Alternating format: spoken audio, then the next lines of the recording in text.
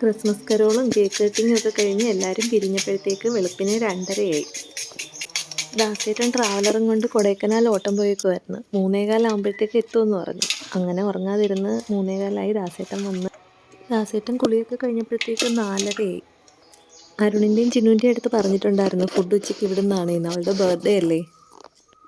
4:30 ഇനിയിപ്പോൾ ഉറങ്ങുന്നില്ല എന്നും പറഞ്ഞ് ചുമ്മാ ഒന്ന് കട്ടിലിലോട്ട് കിടന്നതേ ഓർമ്മയുള്ളൂ. പിന്നെ കണ്ണു തുറന്നപ്പോഴത്തേക്ക് 8:30.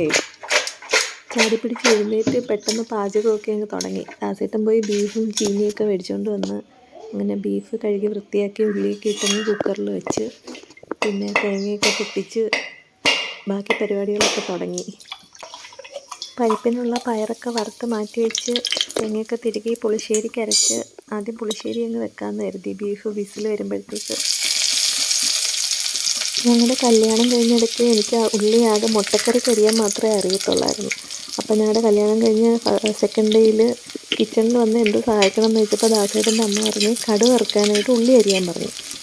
ഓരോ കറിക്കും ഉള്ളി ഓരോ രീതിയിലല്ലേ അരിയണ്ടേ. അപ്പോൾ കടുക് വറുക്കാൻ ഉള്ളി എങ്ങനെ അരിയണ്ടതെന്ന് എനിക്ക് അറിയാൻ വയ്യ. അപ്പം ഞാൻ അമ്മയടുത്ത് ചോദിച്ചു ഏത് രീതിയിൽ അരിയണം അമ്മയെന്ന്. അപ്പോൾ അമ്മ വിചാരിച്ച് എനിക്ക് 2-3 രീതിയിൽ ഉള്ളി കടുക് വറുക്കാൻ അരിയാൻ അറിയാമെന്ന്. അപ്പോൾ അമ്മ പറഞ്ഞു ഏത് രീതിയിൽ അരിഞ്ഞാലും കുഴപ്പമില്ല മോളെ എന്ന് പറഞ്ഞു. അവിടെയും പെട്ടു. അമ്മ എങ്ങനെയൊക്കെയോ അരിഞ്ഞെത്തിച്ചു. അവിടെ നിന്നൊക്കെ എനിക്കിപ്പോൾ ഒരുപാട് മാറ്റമുണ്ട് കേട്ടോ. ഇപ്പം ഞാനൊരു പാചക റാണിയാണ്. പുളിശ്ശേരിയുടെ അരപ്പ് ഒന്ന് ചൂടാക്കിയതിന് ശേഷമാണ് ഞാൻ മോരൊഴിക്കുന്നത് കേട്ടോ. അപ്പോൾ മോരൊഴിച്ച് കഴിഞ്ഞാൽ പിന്നെ ചെറുതായിട്ടൊന്ന് ചൂടാക്കത്തതേ ഉള്ളൂ.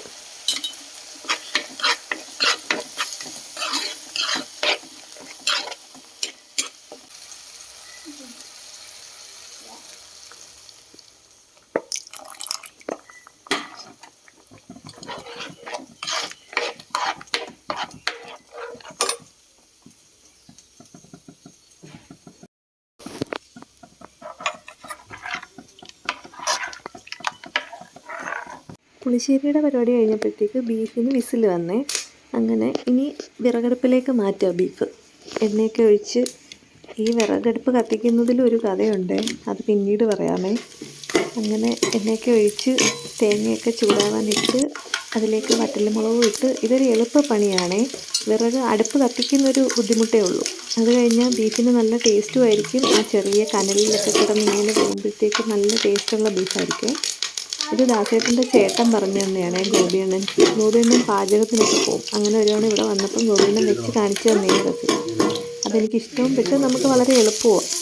അങ്ങനെ ഉള്ളി വഴളുന്നവരെയൊന്നും വെയിറ്റ് ചെയ്ത് നിൽക്കുകയൊന്നും വേണ്ട.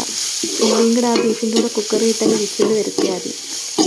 ഇഞ്ചിയും പച്ചമുളകും വെളുത്തുള്ളിയും കൂടെ ചതച്ചതും കൂടെ ഇട്ട് വഴറ്റി അത് വഴണ്ട് വരുമ്പം മല്ലിപ്പൊടിയും മുളക് പൊടിയും മഞ്ഞൾപ്പൊടിയും കൂടെ ഇട്ട് അതിൻ്റെ കൂടെ വഴറ്റി കുക്കറിൽ വേവിച്ച് വെച്ചേക്കുന്ന ബീഫും ഉള്ളിയും മഞ്ഞൾപ്പൊടി ഇട്ട് വേവിച്ചതാണ്. കുറച്ച് മഞ്ഞൾപ്പൊടി ഇതിലൂടെ ചേർക്കും. അതിങ്ങനെ എടുത്ത് ഇതിനകത്തോട്ടൊന്ന് ഒഴിക്കുക.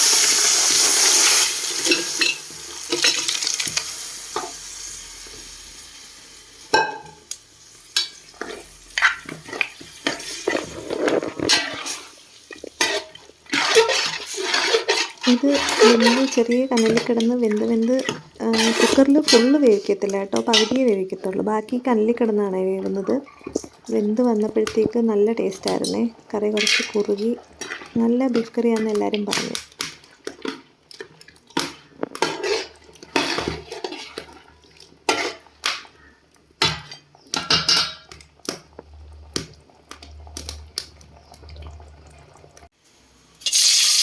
ബീഫ് അടുപ്പിൽ വേകുമ്പോഴത്തേക്ക് പരിപ്പ് ആക്കാമെന്ന് കരുതിയിട്ട് പരിപ്പിനുള്ള പരിപാടികൾ നടത്തുകയാണ്. ഞാൻ കടുകിട്ട് വെച്ചേക്കുന്നത് കായപ്പൊടിയുടെ ടിന്നിനകത്താണ്. അപ്പം നമുക്ക് ആവശ്യത്തിന് തട്ടിയിടാൻ പറ്റും. അല്ലാതെ തുറന്നൊക്കെ എടുത്ത് വരുമ്പോഴത്തേക്ക് എൻ്റെ കയ്യിൽ നിന്ന് പകുതിയും തറയിൽ പോകും. ഇതാകുമ്പോൾ തറയിലെങ്ങും പോകത്തില്ല.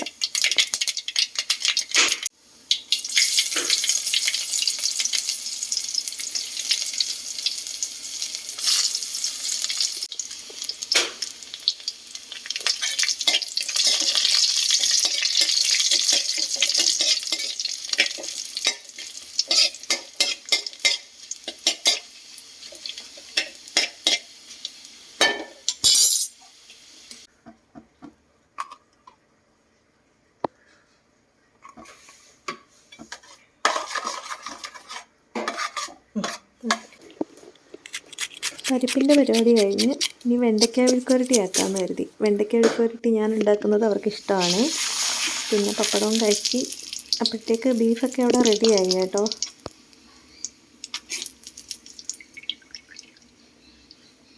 രണ്ട് മണിയായപ്പോഴത്തേക്ക് ജോലിയെല്ലാം കഴിഞ്ഞു കേട്ടോ. വെളുപ്പിന് 2:30-ക്ക് പോയവർ ഉച്ചയ്ക്ക് 2:30 ആയപ്പോഴത്തേക്കാണ് തിരിച്ചു വന്നത്. സമയത്തിൻ്റെ കാര്യത്തിൽ ചിന്നു ഭയങ്കര പങ്ക്ച്വലാണ്. 1 മണിയെന്ന് പറഞ്ഞാൽ 2:30 ആവാതെങ്കിലും അവളിവിടെ എത്തത്തില്ല. കഴിഞ്ഞ ബർത്ത്ഡേ വീഡിയോയെക്കുറിച്ച് ഓരോ കമൻസൊക്കെ പറഞ്ഞുകൊണ്ടാണ് ഈ വരുന്നത്. സമയം ഒരുപാടായതുകൊണ്ട് ഞങ്ങൾ പിന്നെ ഒരുപാട് സംസാരത്തിനൊന്നും നിന്നില്ല. നേരെ അങ്ങ് ഞങ്ങൾ ചോറ് കഴിക്കാനായിട്ടിരുന്നേ.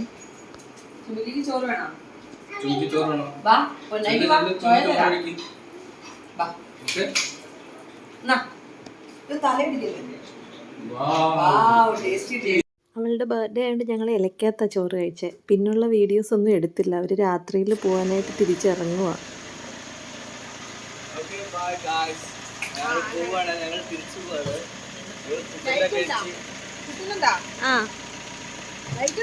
ഉണ്ട്.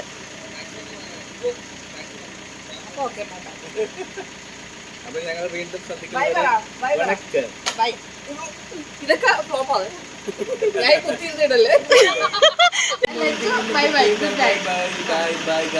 അപ്പൊ നമുക്ക് നാളെ കാണാം. ഇനി അടുത്തോട്ടം മട്ടനൊക്കെ വെച്ച് വെക്കുക. നല്ല സൂപ്പർ ബീഫ്, നല്ല കപ്പയും അടിപൊളി ചോറായിരുന്നു. എല്ലാവർക്കും thank you so much. Special cooking ആയിരുന്നു ഇന്ന്.